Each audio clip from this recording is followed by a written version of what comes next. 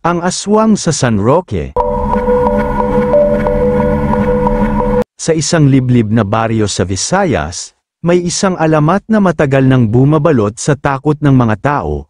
Sinasabi ng matatanda na tuwing kabilugan ng buwan, may isang nilalang na gumagala sa kagubatan, isang aswang na naghahanap ng mabibiktima. Ang baryo ng San Roque ay tahimik sa umaga, ngunit pagsapit ng gabi, lahat ng tao ay nagkukulong sa loob ng kanilang bahay, kahit ang mga aso at pusa ay tila natatakot lumabas. Marami nang nawala rito noon, wika ng matandang si Mang Pedro habang kinakausap ang kanyang apo na si Miguel. Ang iba, natagpuan ang katawan na wala ng laman ang tiyan, ang iba, hindi na muling nakita. Ngunit hindi naniniwala si Miguel sa mga alamat. Galing siya sa Maynila at nagbakasyon lamang sa kanilang baryo para sa pista. Luma na yang kwento niyo, Lolo, sagot niya, baka gawa-gawa lang ng matatanda para takutin ang mga bata. Kung ayaw mong maniwala, huwag mong haminin ang kapalaran, seryosong sagot ni Mang Pedro. Ngunit hindi nakinig si Miguel, sa halip, nagdesisyon siyang alamin ang katotohanan.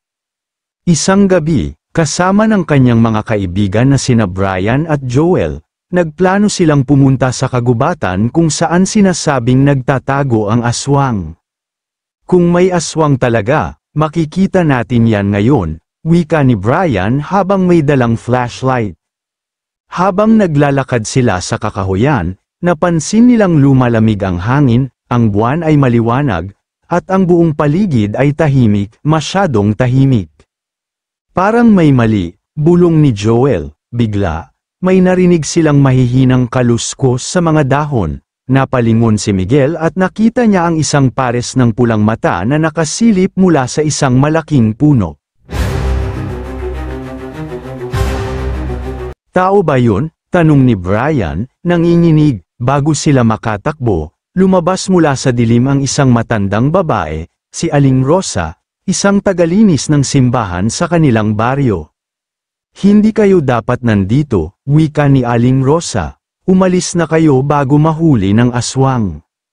Napatingin si Miguel sa babae, matanda na ito, payat, at may mahahabang kuko. Ang kanyang mga mata ay tila nagliliwanag sa dilim. Ngunit bago pa sila makakilos, biglang lumundag si Aling Rosa papunta sa kanila. Ngunit hindi bilang tao. Ang kanyang katawan ay nagbago, lumaki ang kanyang mga kamay, humaba ang kanyang mga kuko, at ang kanyang bibig ay napuno ng matutulis na ngipin. Aswang, sigaw ni Joel habang mabilis na tumakbo. Nagkandara pa silang tatlo sa pagtakas habang naririnig nila ang nakakatakot na halakhak ni Aling Rosa. Nasa likod natin siya, sigaw ni Brian. Habang tumatakbo, napansin ni Miguel ang isang lumang kubo sa gilid ng daan. Dito tayo, sigaw niya. Pumasok sila sa kubo at dali-daling isinara ang pinto. Sa labas, narinig nila ang malalalim na paghinga ng aswang. Hindi kayo makakatakas, bulong ng tinig ni Aling Rosa mula sa dilim. Napalunok si Miguel. Alam niyang wala silang laban kung mananatili lang sila roon. Magsiga tayo, bulong niya. Takot sa apoy ang aswang. Mabilis silang naghanap ng posporo at tuyo ng kahoy sa loob ng kubo.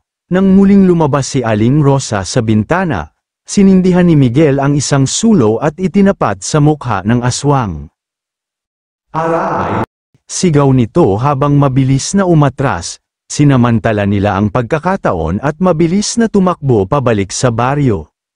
Pagsapit nila sa bayan, nagsumbong sila kay Mang Pedro at sa mga tanod. Agad silang nagpunta sa bahay ni Aling Rosa, dala ang mga itak at sulo. Ngunit pagdating nila roon, wala na siyang nakita, tanging isang malaking uwak na lumipad palayo patungo sa kagubatan. Mula noon, hindi na muling nakita si Aling Rosa. Ngunit isang gabi, habang natutulog si Miguel, nagising siya sa isang malamig na simoy ng hangin. Sa kanyang bintana, may narinig siyang isang mahinang bulong. Hindi pa tayo tapos. Maraming salamat sa muling pakikinig ng maikling kwento. Kung gusto mo pang makinig ng iba't ibang kwento, bisitahin ang playlist ng mga kwentong kababalaghan sa aking YouTube channel. At huwag kalimutang i-subscribe ang Jonas Mini Vlog para updated ka sa bawat kwento.